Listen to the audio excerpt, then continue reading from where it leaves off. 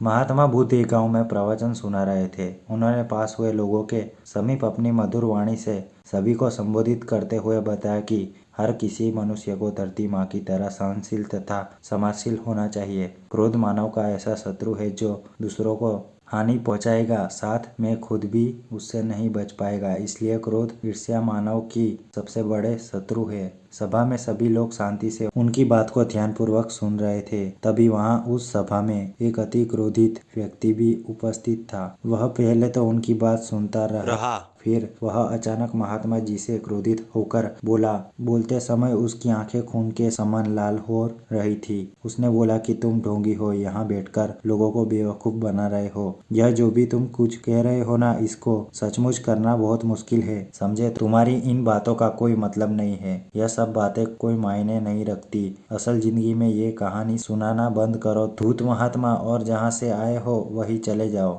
ऐसे कठोर वचन सुनकर भी महात्मा जी ने उस क्रोधी पुरुष का कोई विरोध नहीं किया और न ही उसकी बातों पर कोई भी प्रतिक्रिया दी। वह शांत रहे और अपना काम करते रहे। अगले दिन जब उस व्यक्ति का क्रोध शांत हुआ और उसे अपनी गलती का पछतावा हुआ, तब वह आत्मग्लानि में जलने लगा और फिर उसने सोचा कि उस महात्मा से मुझे माफी मांगनी चाहिए। वह महात्मा जी की खोज में उसी स्थान पर गया जहाँ महात्मा जी कल प्रवचन दे रहे थे, लेकिन महात्मा जी वहाँ कहाँ मिलने वाले थे। वह तो अपने शिष्यों के साथ अन्य किसी गांव की यात्रा पर निकल पड़े। वह पुरुष सब लोगों से महात्मा जी के बारे में पूछता पूछता उस स्थान पर पहुंच गया जहां महात्मा जी प्रवचन कर रहे थे। तब उस पुरुष को महात्मा जी के शिष्यों ने उसे उनके पास जाने से रोका, लेकिन महात्मा जी ने अपने शिष्यों को आदेश दिया कि आने दे उस पुरुष को। तब वह पुरुष महात्मा जी के चरणों पर गिर गया। उनसे बोला, मुझे क्षमा कीजिए महाराज। उसने महात्मा जी से पूछा, क्या आप भूल गए हो कि मैं वही जिसने कल आपका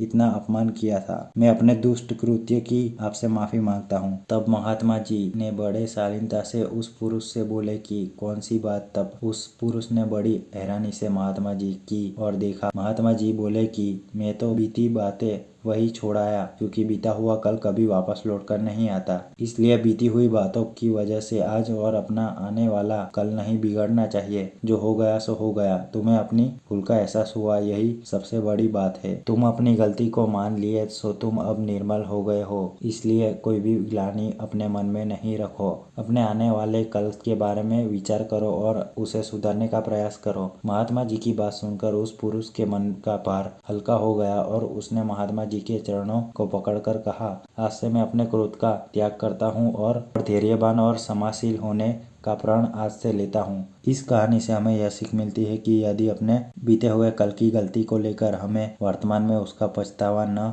कर उस गलती को हमें अपने भविष्य में कभी नहीं करना चाहिए, क्योंकि दोस्तों बीता हुआ कल कभी लौटकर वापस नहीं आता। धन्यवाद।